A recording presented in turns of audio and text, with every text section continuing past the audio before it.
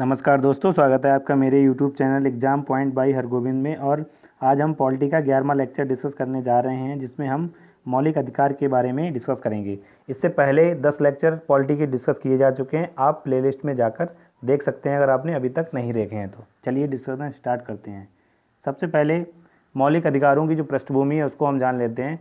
मौलिक अधिकार जो हैं अमेरिका के संविधान से भारत के संविधान में शामिल किए गए हैं। कई बार एग्ज़ाम में पूछा जाता है कि अमेरिका के संविधान से कौन सा पार्ट लिया गया है, तो मौलिक अधिकार उसका आंसर हो जाता है। और मौलिक अधिकारों को भारतीय संविधान या हमारे संविधान के भाग 3 में रखा गया है। और आर्टिकल कौन कौन से हैं, 12 से लेकर 35 तक के जो आर्टिकल हैं वो मूल अधिकारों के आर्टिकल माने जाते हैं। ठीक है। उसके बाद हमारे संविधान का जो भाग 3 है उसको भारत का मैग्ना कार्टा कहा जाता है। क्यों कहा जाता है? क्योंकि मैग्ना कार्टा एक शब्द यूज हुआ था 1215 में ब्रिटेन के द्वारा। इसमें हुआ क्या था कि ब्रिटेन ने सभी लोगों को क्या हुआ था कि अधिकारों के लिए एक चार्टर जारी किया गया था, इसीलिए उसका नाम मैग्ना कार्टा दिया गया था। और भारत के मौलिक अधिकारों को क्या कहा जाता है? भारत का मैग्ना कार्टा कहा जाता है। ठीक। मूल रूप से भारतीय संविधान में 7 मौलिक अधिकार थे, लेकिन वर्तमान में 6 मौलिक अधिकार हैं। संपत्ति का जो मौलिक अधिकार है उसको 1978 में 44वें संविधान संशोधन के द्वारा क्या किया गया था? मूल अधिकारों की लिस्ट से बाहर कर दिया गया था। तो उसके बाद जो 6 बचे हैं हमारे मौलिक अधिकार, उनको हम देख लेते हैं, फिर आर्टिकल वाइज हम डिस्कस करेंगे। सबसे पहले क्या है? समता का अधिकार। ये वह अधिकार हैं जो आर्टिकल 14 से 18 के बीच में दिए हुए हैं। उसके बाद स्वतंत्रता का अधिकार, इन अधिकारों को आर्टिकल 19 से 22 के बीच में रखा गया है। शोषण के विरुद्ध जो अधिकार हैं आर्टिकल 23 और 24 में रखे गए हैं। उसके बाद धर्म की स्वतंत्रता का जो अधिकार है वो आर्टिकल 25 और 28 में रखा गया, 25 से 28 तक। संस्कृति और शिक्षा संबंधी जो अधिकार हैं वो 29 और 30 में दिए गए हैं। और संपत्ति का अधिकार तो निश्चित कर दिया गया है। उसके बाद संवैधानिक उपचारों का जो अधिकार है उसको अनुच्छेद 32 में रखा गया है। ठीक है। तो ये तो हमने अधिकार की जाने कि कितने प्रकार के अधिकार भारतीय संविधान में दिए गए हैं मूल अधिकारों के रूप में। उसके बाद हम जो आर्टिकल वाइज हैं उसको डिस्कस कर लेते हैं। सबसे पहले आर्टिकल आता है हमारा 12। आर्टिकल 12 में क्या दिया हुआ है? आर्टिकल 12 यह बताता है कि मूल अधिकारों के अनुच्छेदों में जो राज्य शब्द का प्रयोग किया गया है उस राज्य की डेफिनीशन क्या होगी। उस राज्य की डेफिनीशन को जानने के लिए हमें क्या करना है? हमें ये पता होना चाहिए। देखो, भारत की संघ सरकार यानी केंद्र सरकार और राज्य सरकार जितनी भी हैं वो सभी राज्य की परिभाषा के तहत आती हैं।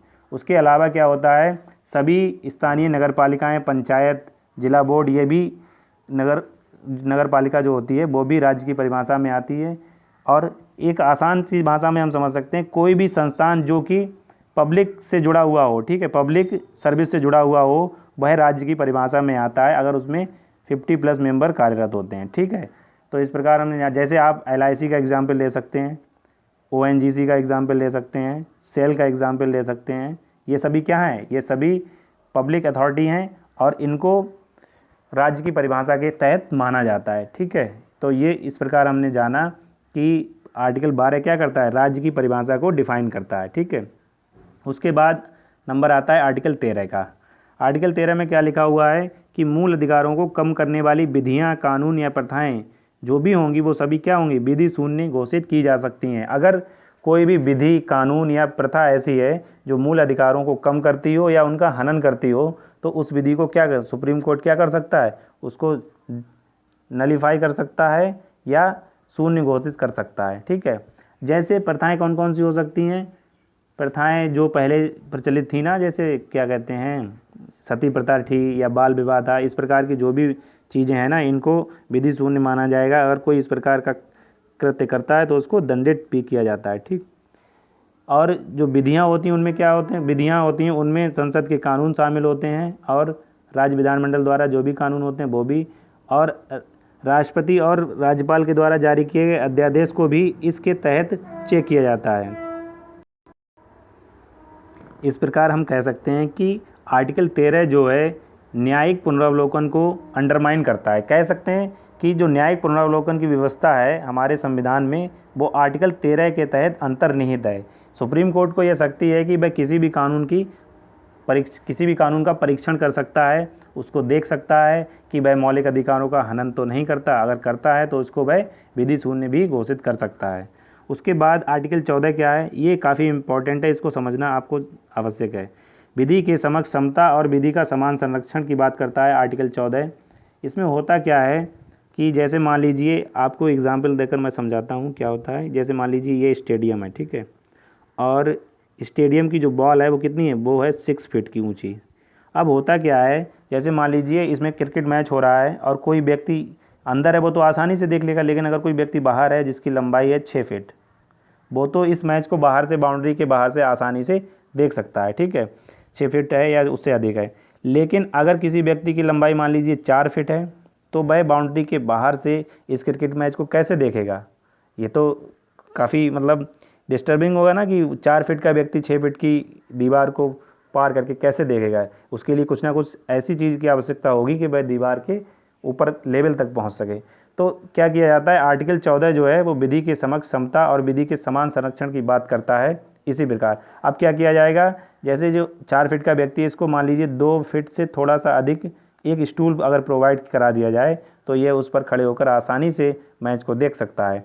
तो इस प्रकार विधि के समक्ष समता और विधि का समान संरक्षण ये कहता है कि समान के साथ समान व्यवहार और असमान के साथ असमान व्यवहार अगर कहीं होता है तो कोई प्रॉब्लम नहीं है।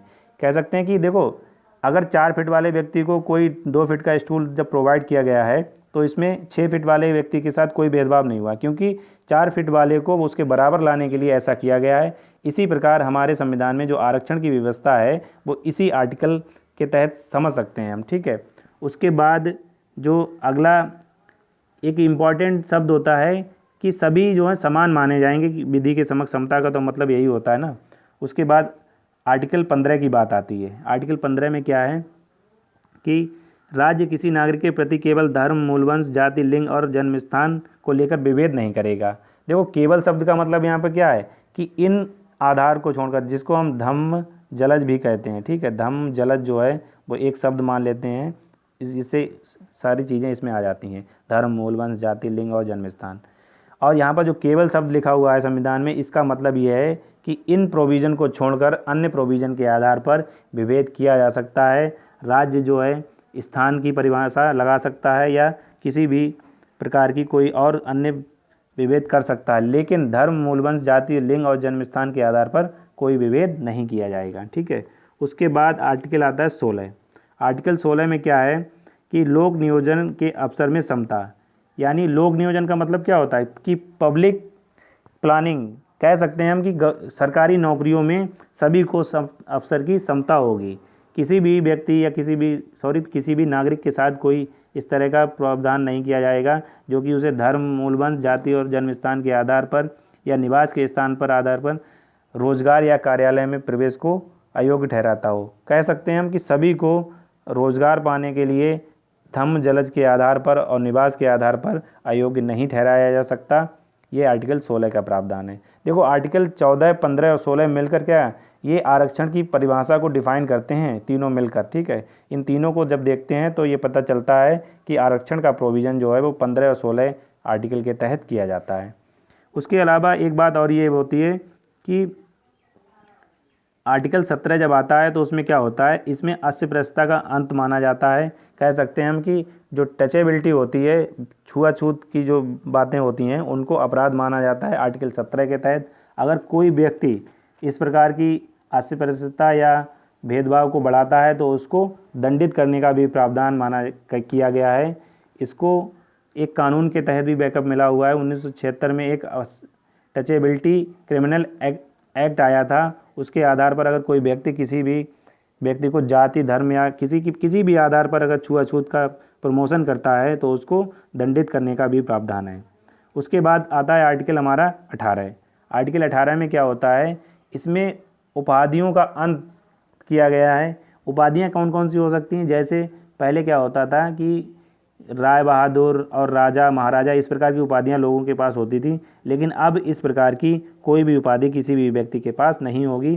सभी उपाधियों का अंत किया जाता है आर्टिकल 18 के तहत। लेकिन राज्य क्या करता है, शिक्षा और सेना से संबंधित उपाधियां दे सकता है। ये इंपॉर्टेंट प्रोविज़न है, इसको आपको याद रखना है।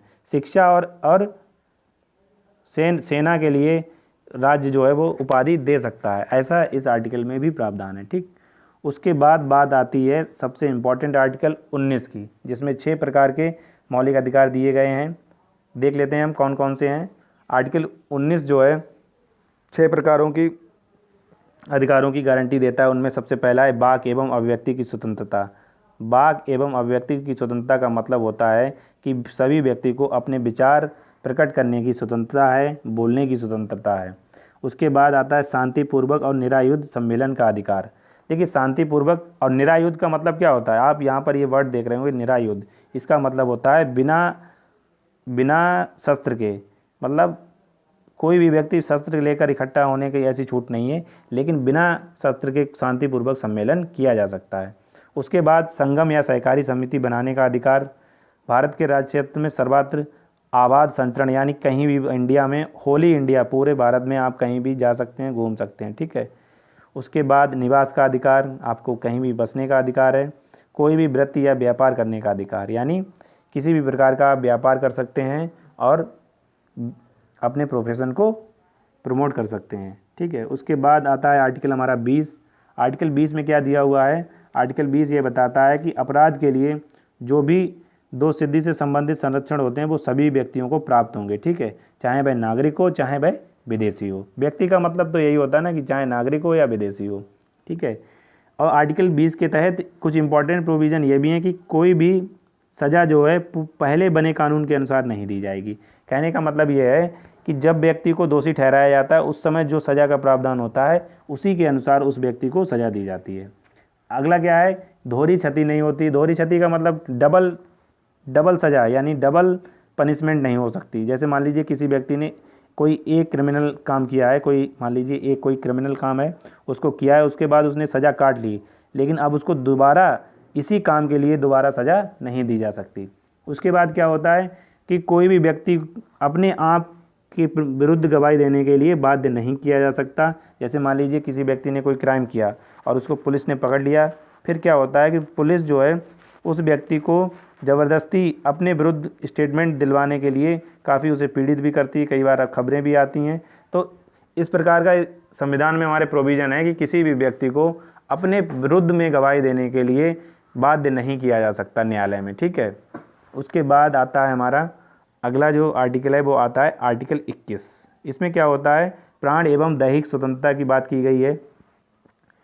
इसके अनुसार सभी व्यक्तियों को केवल और केवल विधि द्वारा स्थापित प्रक्रिया के अनुसार ही प्राण एवं दैहिक स्वतंत्रता से वंचित किया जा सकता है। हाल ही में काफ़ी चर्चा में रहा है लॉकडाउन शब्द। आपने अभी तो लॉकडाउन चल रहा है हमारे देश में, तो लॉकडाउन के दौरान क्या होता है, इस प्राण एवं दैहिक स्वतंत्रता पर रिस्ट्रिक्शन लगाई जा सकती हैं। जैसे आपका घर से बाहर निकलने पर रिस्ट्रिक्शन लगाई गई हैं, तो वो उस लॉकडाउन की जो भी अधिनियम है, महामारी एक्ट 1897 के द्वारा कुछ प्रोविज़न हैं और कुछ आईपीसी भी हैं जो लॉकडाउन को सक्षम बनाती हैं, ठीक है। तो इस प्रकार ये कहा जा सकता है कि विधि द्वारा स्थापित प्रक्रिया के अनुसार ही उस व्यक्ति को प्राण एवं दैहिक स्वतंत्रता से वंचित किया जा सकता है, अन्यथा नहीं। उसके बाद बात आती है हमारी आर्टिकल 21 की। आर्टिकल 21 में क्या होता है, शिक्षा का अधिकार दिया गया है। आर्टिकल 21 का इसमें शिक्षा का अधिकार दिया गया है, एजुकेशन। इसमें होता क्या है, इसको जोड़ा गया था 86 में संविधान संशोधन 2002 के द्वारा। कौन से, 86 में संविधान संशोधन 2002 के द्वारा इसको जोड़ा गया था। और इसका प्रोविज़न ये है कि 6 से 14 वर्ष के जो भी बच्चे होंगे उनके लिए निःशुल्क एवं अनिवार्य शिक्षा की उपलब्ध कराएगा, ठीक है। राज्य को हमने बताया था स्टेट गवर्नमेंट हो सकती है, यूनियन गवर्नमेंट हो सकती है, और कोई ऐसी पब्लिक अथॉरिटी जो कि 50+ मेंबर उसमें कार्यरत होते हैं, तो वह राज्य की परिभाषा में आती है। उसके बाद अगला जो प्रोविज़न है हमारा आर्टिकल 22, किसी व्यक्ति की गिरफ्तारी एवं निरोध से संरक्षण प्रदान करता है। कह सकते हैं हम इसको कि हर व्यक्ति को अपनी गिरफ्तारी के बारे में जानने का हक होता है। और देखो, हिरासत या गिरफ्तारी की 2 प्रकार की होती है, एक तो होती है दंड के लिए और एक होती है निवारक। देखो, निवारक कानून के तहत अगर किसी व्यक्ति को गिरफ्तार किया जाता है तो उसको गिरफ्तारी का कारण बताना अनिवार्य नहीं होता, लेकिन जब किसी व्यक्ति को दंड के लिए गिरफ्तार किया जाता है तो उसको कारण बताना अनिवार्य होता है या उसको कारण बताया जाता है, ठीक है। और जो निवारक गिरफ्तारी होती है उसमें कोर्ट का कोई वो नहीं होता है, क्या कहते हैं, इंटरफेरेंस नहीं होता है, ठीक है। तो इस प्रकार हमने आर्टिकल 22 को जाना। प्रत्येक व्यक्ति को अपने हिरासत के बारे में जानने का हक होता है। ठीक, उसके बाद क्या होता है कि इसी आर्टिकल के तहत क्या होता है कि अगर किसी व्यक्ति को गिरफ्तार किया जाता है तो 24 घंटे के अंदर उसे मजिस्ट्रेट के सामने पेश करना होता है। ठीक, अगर मजिस्ट्रेट के सामने पेश नहीं किया जा सकता तो 24 घंटे से अधिक उसे गिरफ्तार नहीं किया जा सकता। ठीक है, उसके बाद आता है आर्टिकल हमारा 23। आर्टिकल 23 काफ़ी इम्पॉर्टेंट है। मानव दुर्व्यापार एवं बलात्श्रम निर्देश निषेध करता है। देखो, मानव दुर्व्यापार का मतलब क्या होता है? Human trafficking. जैसे मान लीजिए ए व्यक्ति है, उसको किसी ने कोई झांसा या कोई भी लालच या कुछ भी दिया और कहा कि आपको हम फ़ॉरेन भेज रहे हैं। ठीक है, तो इस प्रकार के काम को क्या करता है आर्टिकल 23 जो है वो निषिद्ध करता है कि किसी भी प्रकार का मानव की ट्रेड या खरीद फरोख्त नहीं की जा सकती, क्योंकि मानव कोई कम्युनिटी नहीं है। मानव को उत्पाद उपभोग की वस्तु नहीं माना जा सकता ना, इसलिए मानव दुर्व्यापार एवं बलात्श्रम। बलात्श्रम का मतलब होता है जैसे बेरोजगारी तो नहीं कह सकते, बेगारी शब्द जो है वो काफ़ी सही है इसके लिए, कि बेगारी को भी ये निषेध करता है। जैसे मान लीजिए एक ज़मींदार ए है, उसने किसी व्यक्ति को, मान लीजिए बी है, उसको कुछ पैसे दिए, मान लीजिए कुछ भी पैसे दिए। ठीक है, अब क्या हुआ, ज़मींदार ने कहा कि जब तक आप इसका पेमेंट वापस नहीं करोगे तब तक आप हमारे यहाँ क्या करोगे, काम करोगे श्रमिक के तौर पर। तो इसके द्वारा जो काम किया जाता है वो बलात्श्रम कहलाता है, क्योंकि वह अपनी इच्छा से इस काम को नहीं कर रहा है लेकिन उसे करना पड़ता है ये काम। ठीक है, तो इस प्रकार हमने जाना कि इस प्रकार के जो काम होते हैं उनको भी आर्टिकल 23 के तहत निषिद्ध किया गया है। उसके बाद नंबर आता है आर्टिकल 24 का, जिसमें कारखानों में बालकों के नियोजन पर प्रतिबंध लगाया गया है। किसी भी फैक्ट्री में, खान में या किसी अन्य संकट में जहाँ पर डेंजर होता है वहाँ निर्माण कार्य करने में 14 वर्ष से कम उम्र के बच्चों का नियोजन प्रतिषेधित माना जाता है। ठीक, उसके बाद आता है आर्टिकल 25 हमारा। आर्टिकल 25 में क्या है? धर्म के अंतःकरण, प्रचार और प्रसार के लिए स्वतंत्रता। देखो, अंतःकरण का मतलब होता है मानना, कि कोई व्यक्ति अपने धर्म को किस हिसाब से मानता है। प्रचार का मतलब होता है कि वह किस प्रकार से अपने धर्म को प्रमोट करता है, और प्रसार का मतलब भी आप यही प्रमोशन से ही समझ सकते हैं। तो प्रत्येक व्यक्ति को क्या है, अपने धर्म या किसी भी धर्म के अंतःकरण, प्रचार और प्रसार की स्वतंत्रता है, लेकिन धर्म परिवर्तन कराना ये किसी भी व्यक्ति को इस स्वतंत्रता के तहत नहीं शामिल किया गया है। ठीक, उसके बाद नंबर आता है आर्टिकल 26 का। आर्टिकल 26 में क्या होता है, धार्मिक कार्यों के प्रबंध की स्वतंत्रता दी गई है, कि कोई भी धार्मिक संप्रदाय अपनी अनुभाग को निम्नलिखित प्रकार से कर सकता है। जैसे हम मान लेते हैं कौन कौन से होते हैं वो। सबसे पहले कि किसी भी धार्मिक प्रयोजन के लिए संस्थाओं की स्थापना कर सकता है और उनका वित्त पोषण भी कर सकता है समुदाय। ठीक है, उसके बाद धर्म विषयक कार्यों के लिए प्रबंध कर सकता है, और कोई संपत्ति अर्जन करने के लिए जंगम बना सकता है या संपत्ति बनाने के लिए एक ग्रुप बना सकता है। जैसे मान लीजिए आर्टिकल 26 के तहत क्या हुआ, मान लीजिए कोई ए कम्युनिटी है, ठीक है, कोई रिलीजन है ए, उसके द्वारा क्या किया गया, उसने कोई अपनी एक संस्था बनाई है, मान लेते हैं बी। अब इसके सभी काम जो होंगे वो इस कम्युनिटी के द्वारा प्रबंधन की जो स्वतंत्रता होगी उसे, कि वो किस प्रकार से मैनेज करता है। ठीक, उसके बाद नंबर आता है आर्टिकल 27 का। 27 में कहा गया कि धर्म की अभिवृद्धि के लिए करों के लिए बाध्य नहीं किया जाएगा, यानी किसी भी धर्म को बढ़ाने के लिए कोई भी टैक्स नहीं लगाया जाएगा। ठीक है, ये आर्टिकल 27 में हुआ। जैसे आपने पढ़ा होगा हिस्ट्री में कि पहले क्या लगाया जाता था, जजिया कर लगाया जाता था नॉन मुस्लिम पर, तो इस प्रकार के टैक्स अब हमारे देश में नहीं लगाए जाते हैं। इस प्रकार के टैक्स को रोकने के लिए एक आर्टिकल है हमारे संविधान में, अनुच्छेद 27। उसके बाद नंबर आता है आर्टिकल 28 का। इसमें लिखा हुआ है कि धार्मिक शिक्षा में उपस्थित होने की स्वतंत्रता होती है सभी को। देखिए, धार्मिक शिक्षा किस प्रकार की हो सकती है, जैसे मान लीजिए किसी स्कूल में कोई प्रेयर होती है, ठीक है, अब उसमें शामिल होना है या नहीं होना है, ये उसके वित्त पोषण पर डिपेंड करता है कि वो स्कूल जो है वो किस प्रकार का स्कूल है। ठीक है, जैसे मान लीजिए कोई ऐसा संस्थान है जो पूरी तरह से गवर्नमेंट ओन है, तो उसमें क्या होगा, उसमें धार्मिक शिक्षा नहीं दी जा सकती। कुछ संस्थान ऐसे होते हैं जिनका प्रशासन राज्य करता है, लेकिन ऐसा होता है ना कि जो राज्य द्वारा मान्यता प्राप्त संस्थान होते हैं उनमें क्या होता है, अगर बच्चा जो है वो 18 वर्ष से कम है तो पेरेंट की सहमति से, और अगर 18 वर्ष से अधिक है तो उसकी खुद की सहमति से शिक्षा, धार्मिक शिक्षा दी जा सकती है, जिन्हें राज्य द्वारा मान्यता प्राप्त है। ठीक है, उसके बाद एक जो अगला प्रोविज़न होता है कि ऐसे संस्थान जो राज्य द्वारा वित्तीय सहायता प्राप्त कर रहे हों, तो उनमें क्या होता है कि स्वैच्छिक रूप से धार्मिक शिक्षा दी जा सकती है। तो सबसे एक इम्पॉर्टेंट बात यही है कि अगर कोई पब्लिक संस्थान है, यानी जो जिसका पूरी तरह से रखरखाव राज्य करता है, उसमें शिक्षा नहीं दी जा सकती, ठीक। और कुछ ऐसे संस्थान होते हैं जिनकी स्थापना किसी न्यास के द्वारा की जाती है, ट्रस्ट के द्वारा, उनमें धार्मिक शिक्षा दी जा सकती है। चलते हैं अगले आर्टिकल पर। अगला आर्टिकल क्या है हमारा? आर्टिकल 29। इसमें क्या होता है? अल्पसंख्यकों के हितों की रक्षा की जाती है। अल्पसंख्यकों को कहीं भी हमारे संविधान में डिफाइन नहीं किया गया है, लेकिन इसमें एक वो बताया गया है प्रोविज़न कि ये अल्पसंख्यक जो है वो किस आधार पर हो सकते हैं।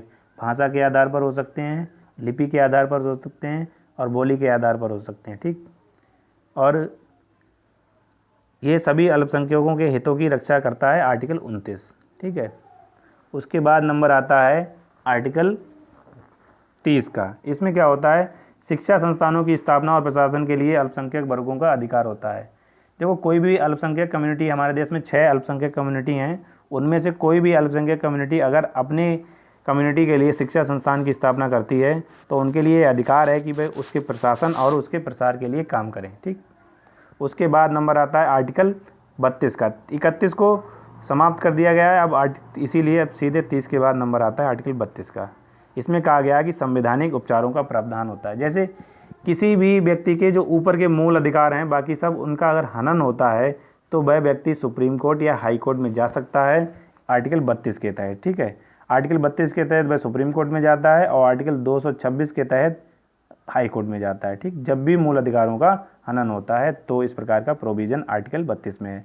इसमें डिफरेंट टाइप की रिट जारी की जाती हैं। इन रिटों को हम डिटेल में फिर कभी वीडियो में डिस्कस करेंगे। अभी हम केवल ये जान लेते हैं कि इस आर्टिकल के तहत ही रिट जारी की जाती हैं, जैसे बंदी, प्रत्यक्षीकरण, प्रतिषेध, उत्प्रेक्षा, ये, ठीक है। इस प्रकार की जो रिटें हैं वो जारी की जाती हैं इस आर्टिकल के तहत, ठीक। चलते हैं अगले आर्टिकल पर। अगला आर्टिकल हमारा क्या है? अनुच्छेद 33। संसद को सशस्त्र बलों, पुलिस, खुफिया एजेंसी और मूल अधिकारों पर प्रतिबंध लगाने की शक्ति देता है आर्टिकल 33। जैसे मान लीजिए सीआरपीएफ है, ठीक है, बीएसएफ है, रॉ है हमारी इंटेलिजेंस, या आईबी है, या सीबीआई है, ठीक है। इस प्रकार की विभिन्न जो पुलिस बल हैं, खुफिया एजेंसी हैं, सशस्त्र बल हैं, उनके जो भी कर्मचारी हैं, उनके मूल अधिकारों पर तर्कसंगत प्रतिबंध लगाया जाता है, और यह संसद कर सकती है, ठीक है। उसके बाद नंबर आता है आर्टिकल 34 का। आर्टिकल 34 में क्या होता है कि मार्शल लॉ के दौरान मूल अधिकारों पर प्रतिबंध लगाया जा सकता है, ठीक है। तो ये हमने डिस्कस किए ब्रीफ में मौलिक अधिकार। उसके बाद अगली वीडियो में हम डिस्कस करेंगे कुछ अन्य प्रोविज़न पॉलिटी के। अगर आपको ये वीडियो अच्छी लगती तो लाइक, शेयर और कमेंट करें, और हमारे चैनल को सब्सक्राइब करें, जिससे कि आपको आने वाली अपडेट मिल सके। Thank you for watching.